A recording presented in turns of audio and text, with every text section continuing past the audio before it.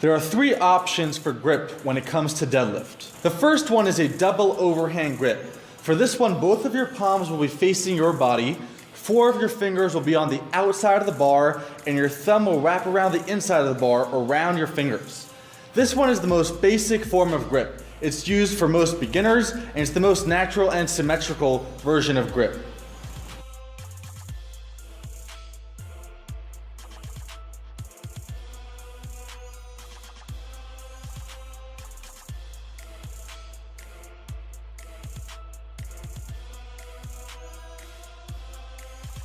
The second grip is a hook grip. This is a more advanced variation of the double overhand grip.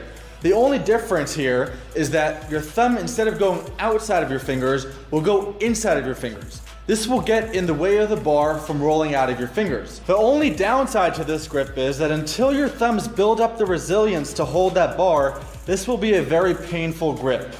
If you are still a beginner to the hook grip and you are trying to build resilience, I would recommend using your hook grip for your lighter sets, and as the sets get too heavy for the hook grip, switch back to the double overhand grip until you build enough resilience and tolerance that you can do the heavier weight with the hook grip.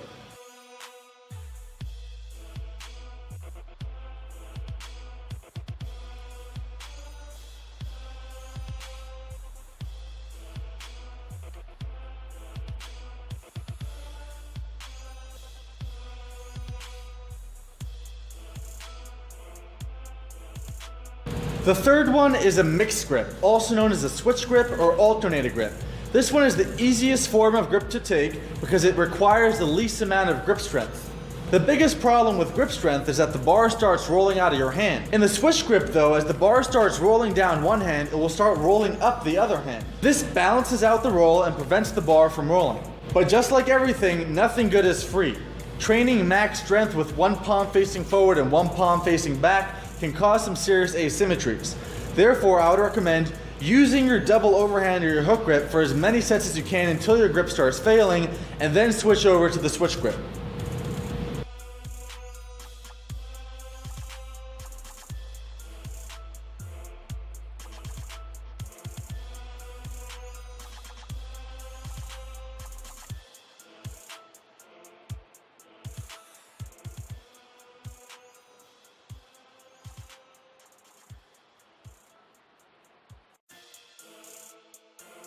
Set up with your feet hips width apart or less.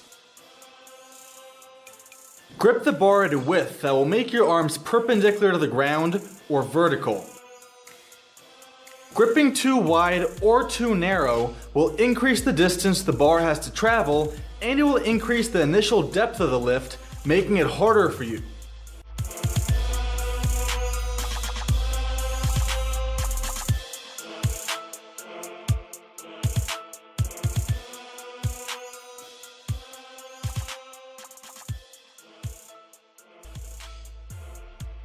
Take a big breath to your belly before the rep begins and only let it go after the rep has ended.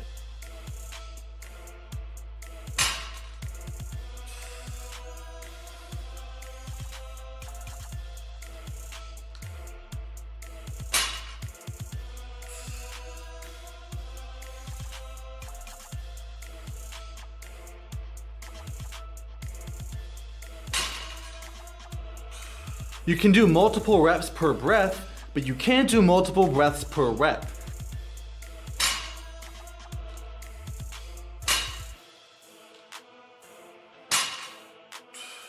Unless you're doing more than 5 reps. Then you can take a new breath at the top of the lift, since the weight is only moderately heavy and a slight loss of tension won't make or break the lift.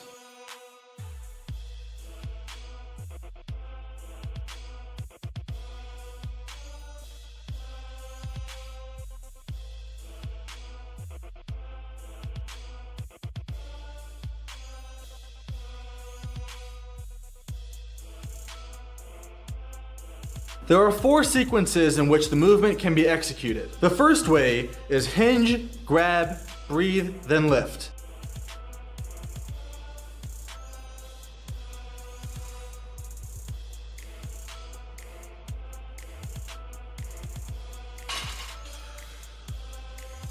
This way is best for beginners because it gives you time to find your hinge and your grip before the breath holding begins. The second way is grab, breathe, hinge, then lift.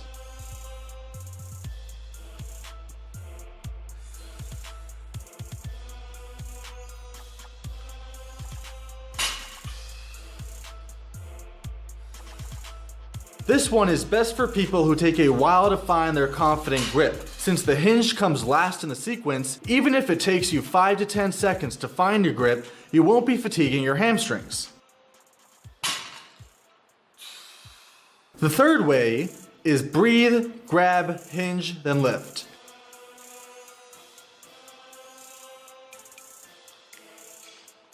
This way is the most advanced way and allows for maximal force production. Since the time between the breath and the lift has to be brief, it will force you to lift the weight right after you bend instead of pausing. This will allow you to use stored elastic energy, and it will help you train your starting strength, which is the increase in force from an unloaded position till the force equals the force necessary to lift the weight.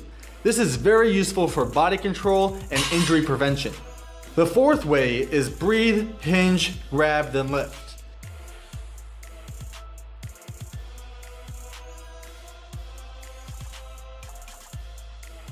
This one is very similar to the third way, it's just a matter of preference. Some people feel that if they grab the bar with an arched back, it's easier for them to maintain this position throughout the lift. I recommend experimenting with the different styles and see which suits you.